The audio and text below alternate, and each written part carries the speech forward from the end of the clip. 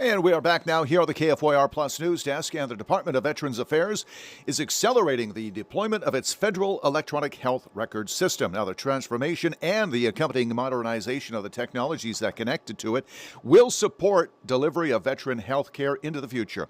Joining us to discuss the importance of this modernized system for healthcare providers, veterans, and their caregivers, we welcome VA Deputy Secretary, the Honorable Dr. Paul Lawrence. Thank you for your time today, sir. Hey, thank you. Thanks for your interest in veterans, and thanks for the opportunity to talk about how we're making their interaction with us at VA even better. Yes, sir. Deputy Secretary Lawrence, the VA is in the middle of one of its largest healthcare IT transformations in the nation. For veterans who may be hearing about this for the first time, what exactly is the Federal Electronic Health Record, and how is it different from what the VA is using today? Certainly. Well, it's an electronic tool that has all your health information in one place, your charts, your records, and the like. Using secure internet technology, if you decide to get healthcare in the community, they'll have it, and it's lifetime information. So we'll have your military information, so you don't have to talk to our doctors about what happened to you 20 years ago. What's different about this is it's newer technology. We have an electronic health record now, but it's antiquated.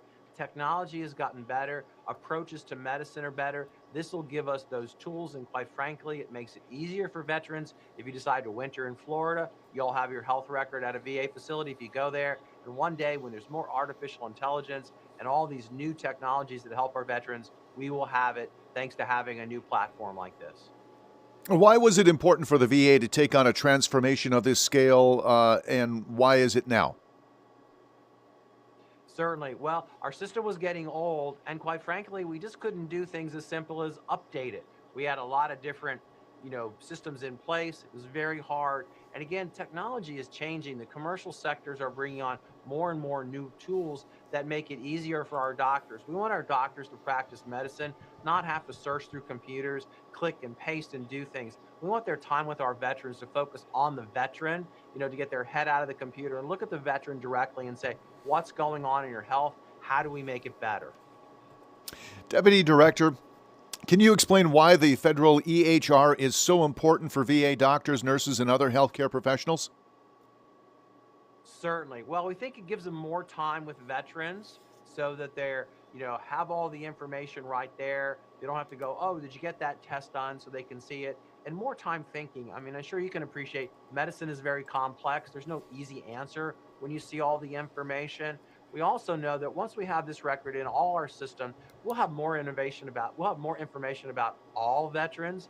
And with that, we think we can bring more innovation to some of the problems that are, their challenges they're facing.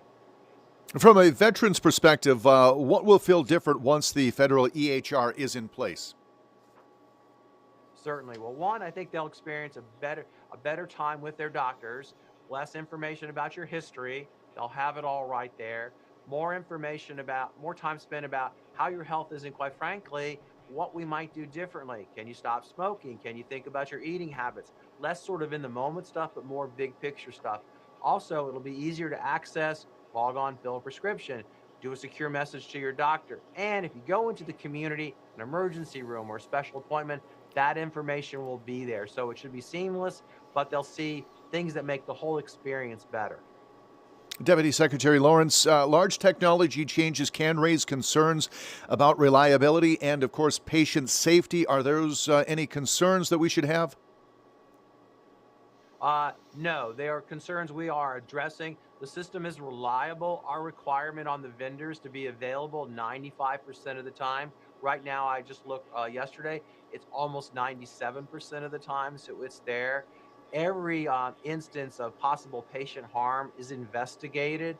And here at the VA, we're what's called a high reliability organization. So we ask people to come forward and tell us about situations that might cause harm. So those are looked at and figured out. Several years ago, there were some problems. We drilled on those problems and figured out what had to be improved in terms of the technology, the training, and some of our processes. So no, it is reliable and it is safe.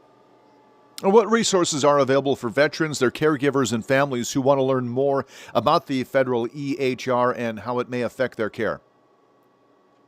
Certainly. Go to our website at va.gov, and in the search bar, type electronic health record. There you'll see a whole bunch of information similar to what we've discussed, schedules and other tips that give them insights into how the experience is going to happen. And finally, what message would you like to share directly with the veterans in our community as the VA prepares for this important transition and milestone? We're taking steps to be at the state of the art for medicine and the tools we use to provide to our veterans. We think the healthcare at the VA is second to none. Please come if you have health issues. If you had a bad experience with us once before, please come back. We're getting a lot better, a lot faster. Deputy Secretary Dr. Paul Lawrence, thank you for explaining how the federal EHR is modernizing care and strengthening the future of our veterans' health care. Thank you, sir, for your time. Thanks, Jay. All right, 6 minutes now past the hour. Let's take a quick break here at the news desk. We're right back here with more news on KFYR+.